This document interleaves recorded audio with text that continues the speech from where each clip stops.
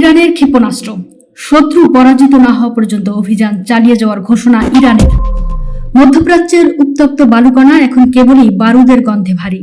যুক্তরাষ্ট্র ও ইসরায়েলের নজিরবিহীন যৌথ ও কাপুরুষোচিত হামলার কড়া জবাব দিতে গিয়ে ইসরায়েলের মাটিতে সরাসরি শক্তিশালী ক্ষেপণাস্ত্র হামলা চালিয়েছে ইরান।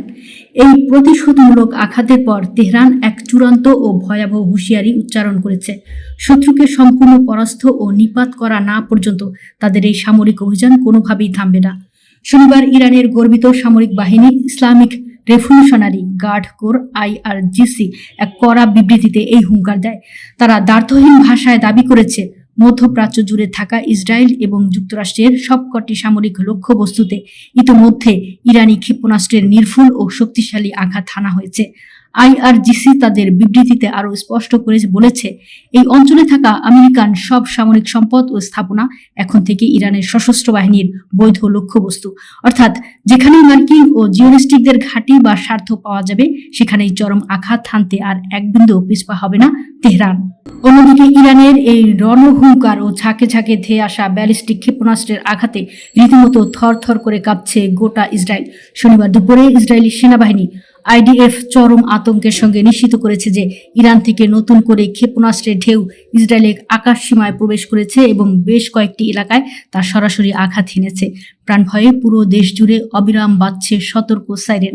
সাধারণ মানুষের মধ্যে ছড়িয়ে পড়েছে চরম আতঙ্ক। জীবন বাঁচাতে তারা দিক বিদিক ছুটছেন। পরিস্থিতি এতটাই ভয়াবহ আকার ধারণ করেছে যে সর্বাধিক সামরিক প্রযুক্তির বড়াই করা ইসরায়েলি সেনাবাহিনী কার্যত নিজেদের অসহায়ত্ব প্রকাশ করতে বাধ্য হয়েছে। এক সরকারি বিবৃতিতে তারা স্বীকার করেছে তাদের বহু চর্চিত প্রতিরক্ষা ব্যবস্থা বা আয়রন ডোম শতভাগ সফল নয়। আকাশে ইরানি ক্ষেপণাস্ত্র রুখে দেওয়ার দাবি করলেও অনেক ক্ষেপণাস্ত্রই ইসরায়েলি ভূখণ্ডে আঘাত হেনেছে। তাই সাধারণ মানুষকে অত্যন্ত সতর্ক থাকতে এবং হোম ফ্রন্ট কমান্ডের নির্দেশনা মেনে দ্রুত নিরাপদ আশ্রয় বা মাটির নিচে বাংকারে লুকিয়ে পড়ার কড়া নির্দেশ দেওয়া হয়েছে। পরবর্তীতে নির্দেশ না দেওয়া পর্যন্ত কাউকেই বাংকার থেকে বের হতে নিষেধ করা হয়েছে। ইসরায়েলের বিমান বাহিনী ধেয়ে আসা এই হুমকি প্রতিহত করার আপ্রাণ চেষ্টা চালাচ্ছে বলে দাবি করলেও বাস্তব পরিস্থিতি যে ক্রমশ তাদের নিয়ন্ত্রণের বাইরে চলে যাচ্ছে তা আর বলার অপেক্ষা রাখে না। তাৎক্ষণিকভাবে এই হামলায় দখলদারদের ঠিক কতটুকু ক্ষয়ক্ষতি বা হতাহত হয়েছে তা পুরোপুরি প্রকাশ করেনি ইসরায়েল। আন্তর্জাতিক গণমাধ্যমগুলো যুদ্ধের এই ডামাডোলের মধ্যে স্বাধীনভাবে সব তথ্য তাৎক্ষণিক যাচাই করতে পারছে না।